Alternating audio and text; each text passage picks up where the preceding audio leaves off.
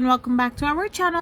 So today in this video, we are going to discuss about how to see when contact was added on Android.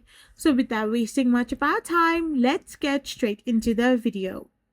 So Android does not inherently store the exact date and time a contact was added. So you cannot directly know when that was added or not. However, you can find recently added contacts by sorting your contact list. Once you sort your contact list by tapping on it, you can simply modify the list as it shows you the contact list by creation date or last modified date. You can also view recent calls in the phone app to help you identify newly added contacts. So once you open your contact app on your Android device, most Android devices allows you to sort your contact list.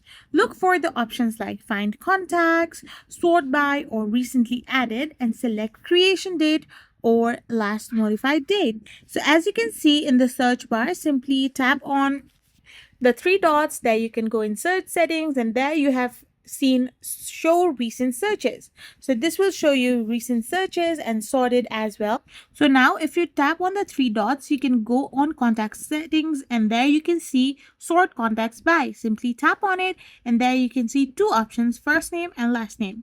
So in most Android devices, you can also find the options like recently added or creation date, which will allow you to know when the contact was added or when the contact was last modified.